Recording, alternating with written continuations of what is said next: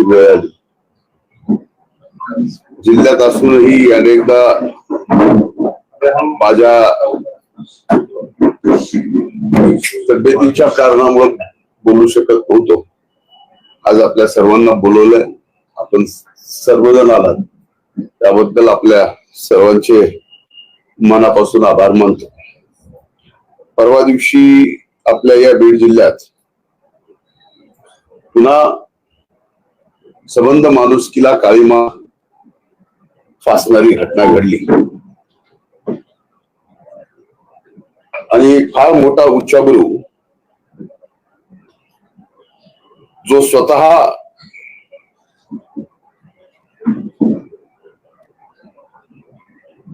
उज्ज्वला किरण नावाने coaching classes घेत होता. उमा किरण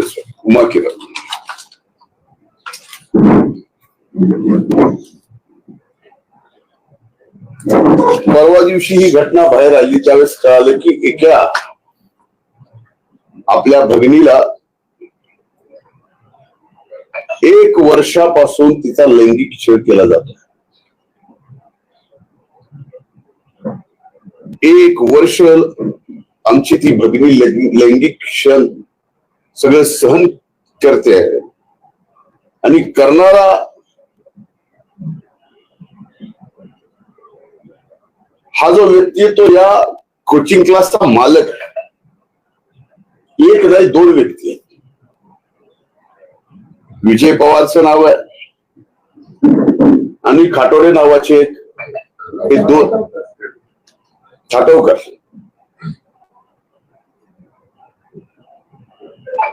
यामध्ये बऱ्याच अशा काही गोष्टी आहेत की ज्या गोष्टी आपल्याला सुद्धा अवगत असायला पाहिजे.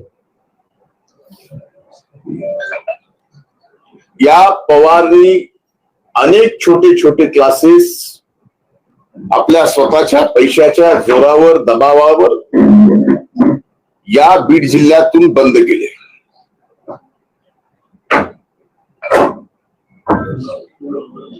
आणखीन काही माहिती आपल्याला देतोय. रात्री गुन्हा नोंद झाला. गुन्हा नोंद झाला त्या दिवशी 11 वाजता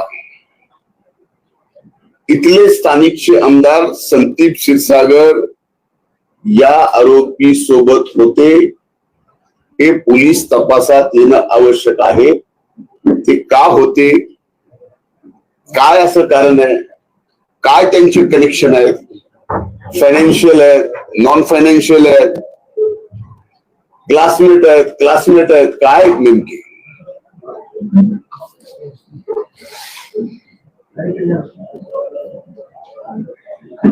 खूप दिवसापासून या गोष्टीची चर्चा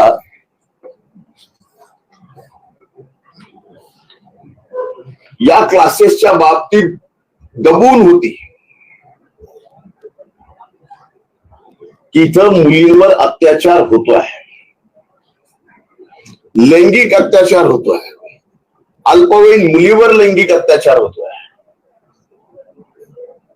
आणि हे होत असताना फक्त आपली इज्जत वेशीला टांगली जाऊ नये म्हणून अनेक कुटुंबातल्या लोकांनी म्हणून सुद्धा अशा प्रकरणावर आवाज उठवला नाही किंवा आजही असे प्रकरण त्यांच्याकडनं चालू झाले असतील. अशा अनेक भगिनी आमच्या असतील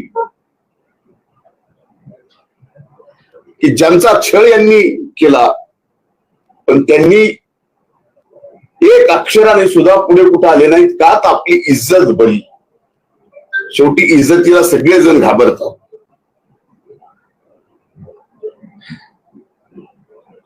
अशा माथेपुरू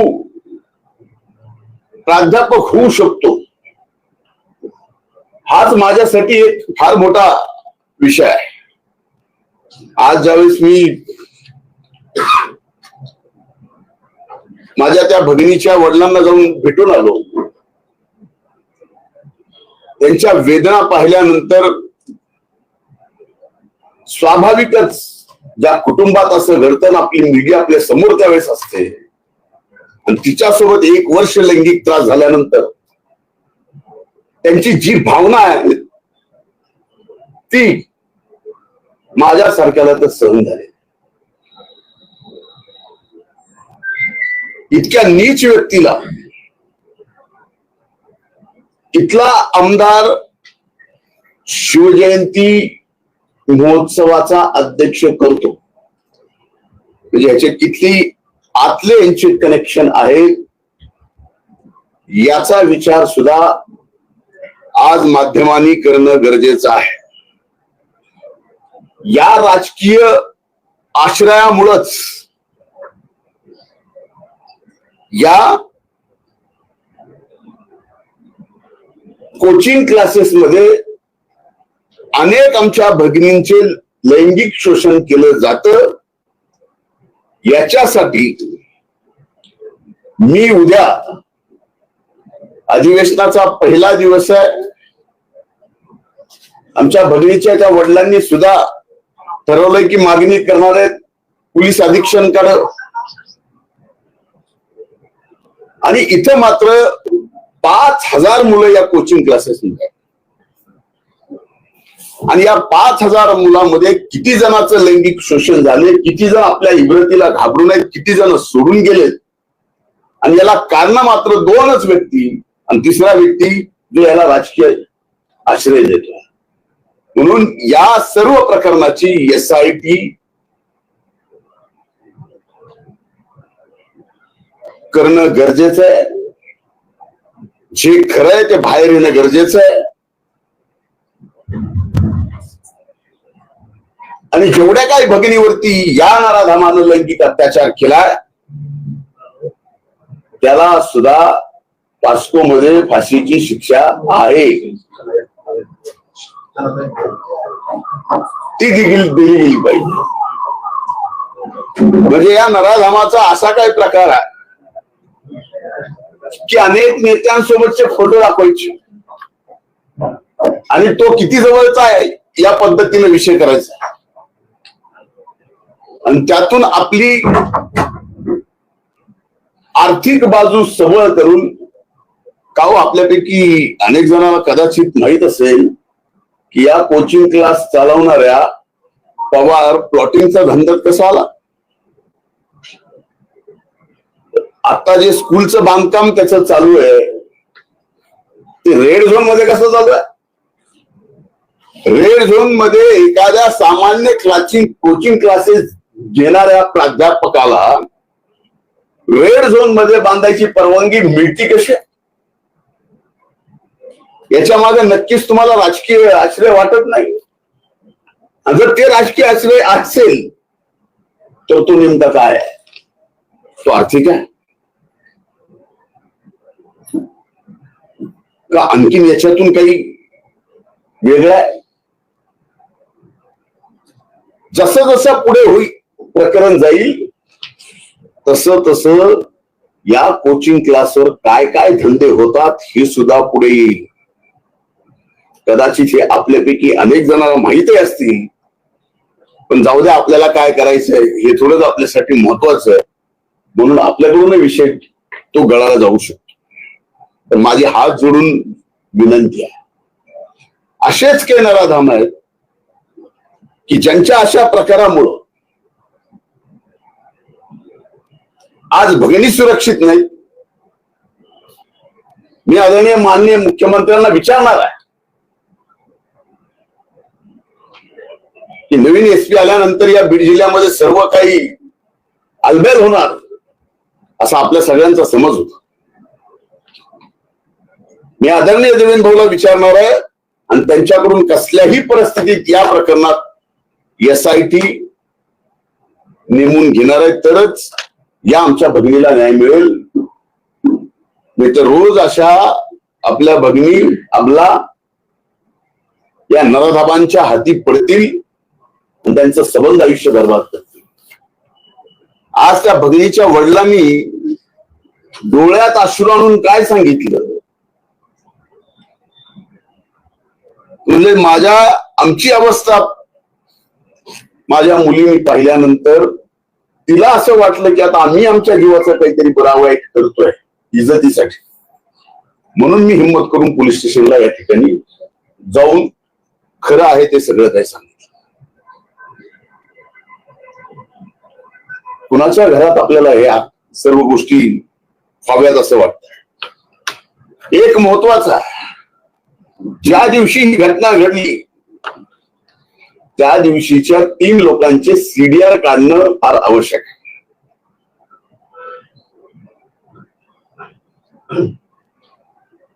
त्यात याचा जो राजकीय आश्रय देतो तो आणि दोन्ही प्राध्यापक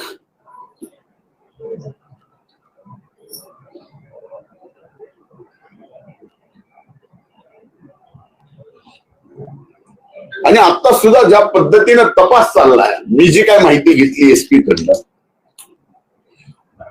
तो तपास या नराधमांना कन्व्हिक्शनला नेईल असं मला प्रथम दर्शनी तर वाटत नाही.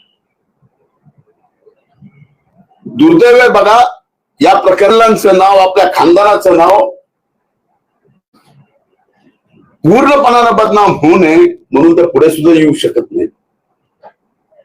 म्हणून माझी विनंती आहे की अशा नराधम, जेवढे प्राध्यापक जिम्मेदार आहेत तेवढंच त्या प्राध्यापकाला राजआश्रय देणारा सुद्धा व्यक्ती जिम्मेदार आहे. त्यांचे सीडीआर काढणं सुद्धा या ठिकाणी आवश्यक आहे. उद्या आईचे वडील एसपी ऑफिसला जाऊन वेगळ्या तपासाच्या बाबतीमध्ये ते स्वतः खुद त्यांच्या अधिकारात ते निवेदन करतील.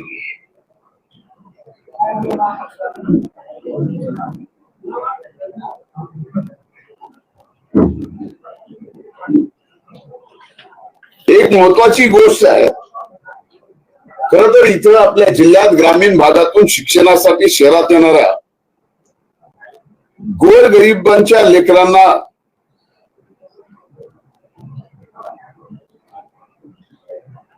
फीस कमी करण्याच्या आमिष दाखवून वाम मार्गाला लावण्याचे काम सुद्धा या ठिकाणी झालेलं आहे. ही जबाबदारीपूर्वक मी आपल्याला सांगतो. तुम्ही जर बोलतो जबाबदारीपूर्वक, मी कधी आयुष्यात युटर्न घेतलेला नाही. जे बोललोय ते बोललोय, ते पुरावा सहित येणाऱ्या काळात आपल्याला दिसेल. पवार सारख्या एजंट मार्फत केलेल्या तक्रारीचे 10-15 फोन, पवारच्या एजंट मार्फत 10-15 फोन तिच्या आईवडिलाला गेले. पालक इज्जतीसाठी मीडिया समोर यायला तयार नाही. ते आमचे नाव ओपन करू नका या अटीवर आम्हाला माहिती सांगायचं. म्हणजे किती जण असतील बघा. 3 दिवसामध्ये जर 20 फोन, एक भगिनी आपल्यावर अत्याचार होतो म्हणून पुढे येते, पोलिसांकडे जाते, तक्रार देते, त्याच्यानंतर आई वडिलांना 20 फोन येतात की फक्त आमचं नाव ओपन करू नका, आम्ही आपल्याला माहिती देतो. हा किती भयंकर प्रकार आहे. कुणी करावा? आपल्या आमदाराला, त्याच्या फायनान्शियल पार्टनरला शोभत.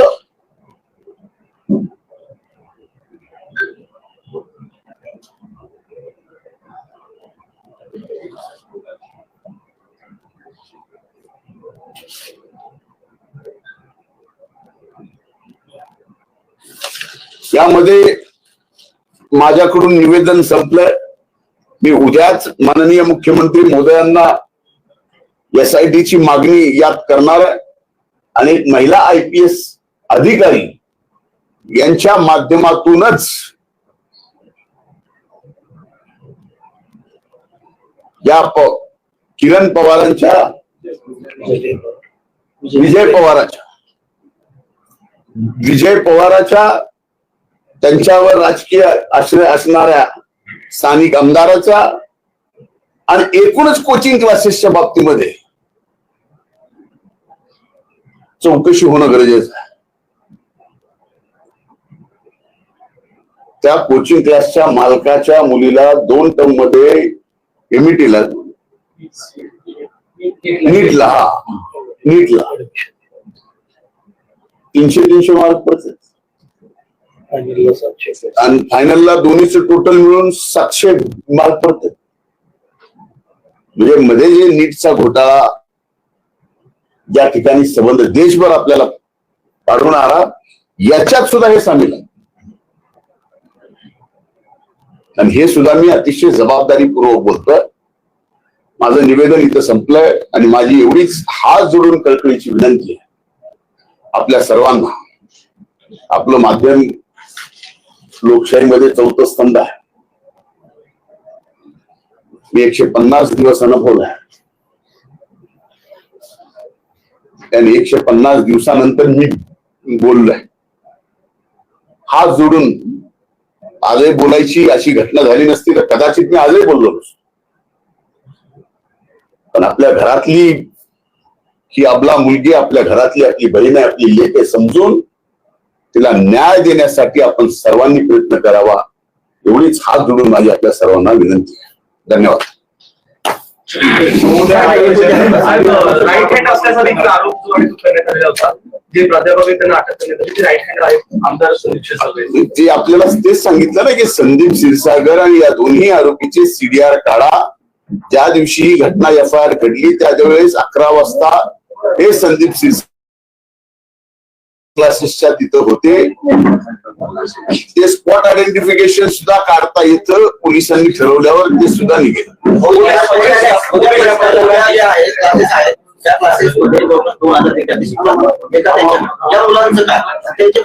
एक लक्षात घ्या, आता या मुलांचं काय आणि त्यांच्या फीसचं काय हा विषय तुम्ही विचारताय ते बरोबर. ते प्रायव्हेट कोचिंग आहे, यांना काय नियम आहेत? यांना काही नियम नाही. बेभानपणे कुठं काही चालू आहे. या बाबतीतही या ठिकाणी आदरणीय मुख्यमंत्र्यांना आणि आदरणीय अजितदादांना आणि शिंदे साहेबांना स्वतः सांगेल याबाबत या अधिवेशनामध्ये तरी अशा कोचिंग क्लासेसवर कुठेतरी शासनाचा अशा प्रकारे कुठल्याही भगिनीचा लैंगिक अत्याचाराला बळी पडू नये इतकी सुरक्षा त्या कोचिंग क्लासेसमध्ये असली पाहिजे. फीसच्या बाबतीत एक फॉर्मेट असला पाहिजे. या बाबतीत बोल पोलीस दलावर तुम्ही प्रश्न उपस्थित करताय, कारण बीडमधील कायदा व सुव्यवस्था सुधारण्यासाठी पोलीस अधीक्षकांची नियुक्ती या ठिकाणी करण्यात आली. परंतु तरी देखील या प्रकरणाचा तपास व्यवस्थित झाला नसल्याचं तुमचं झाला. जी गोष्ट प्रथमदर्शनी मला दिसते त्या प्रथमदर्शनी तपासामध्ये दिसते आरोपी 2 पकडून विषय होत नसतो. 1 वर्षापासून तिचा लैंगिक अत्याचार चालू आहे याचा अर्थ हा या 2 व्यक्तीला आणि त्या मुलीलाच तो माहिती असा होत नसतो. 1 वर्ष, 1 वर्ष कोणाकोणाला माहित होतं? त्या 1 वर्षात आणखी कुणावर लैंगिक अत्याचार झाले? या मुलीला कुणी यात ढकललं? या सगळ्या गोष्टी यायला नको. त्याच्याकडे पोलीस प्रशासन कुठे पाहतं? ज्या पद्धतीनं ही अटक झाली आहे किंवा स्टेज केली गेली आहे, सीट मधले असणारे लोक पत्रकार जातात, अटक करतात, त्या सगळ्या ही अटक झालेली नाहीच आहे. ही अटक झालेली नाही, हे सरेंडर झाले. सेंट्रल गव्हर्नमेंटने ना कोचिंग क्लासेस रेग्युलेशन बिल 2024 आणलं. त्याच धर्तीवर महाराष्ट्राचं 2018चं बिल होतं, पण या क्लासेस वाल्यांनी त्याला विरोध केला. त्या बिलचा जर अभ्यास केला तर ज्या विद्यार्थ्यांना ते कोचिंग क्लास मध्ये सोडायचे त्यांची फीस पूर्ण द्यावी लागते त्या क्लास वाल्याला. हा नियम, याच्यासाठी पण आपण आवाज होतो. नक्की साहेब, ज्या दिवसापासून तुम्ही पाहत असाल की ज्या घटना समोर येत आहेत, अशामध्ये अनेक नेते जे आहेत ते बीडमध्ये आले, जे बेंबीच्या देटापासून ओढत होते, ते मात्र या प्रकरणामध्ये कुठेही पुढे हे लक्षात घ्या. त्या प्रकरणामध्ये नेमका त्यांना न्याय कुणाला द्यायचा होता का कुणाचं फक्त मंत्रीपद काढायचं होतं? हा प्रश्न तुम्ही त्यांना विचारा. आज त्यापैकी एकही माणूस, एकही नेता एवढी मोठी घटना बीड जिल्ह्यामध्ये झालेली असताना ब्रश शब्दानं बोलत नाही, लाज नाही वाटत? अरे आमचं तर तुम्ही सगळं काय काढायचं ते सगळं काढलं ना, आम्ही गप्प राहिलो. पण एखादी बीड जिल्ह्यामध्ये आपला तिच्यावर अत्याचार होतो, ते बाहेर येतं. बाहेर आलेल्या प्रकरण नंतर पैशावाले कोचिंग क्लासेस आहेत पण बरंच काय, कोण कसं आहे, कोणावर आहे, कोणाच्या जवळचे आहेत, बोलायचं का नको, मग सगळे का सोयरे, ह्या सगळ्या गोष्टी येतात ना.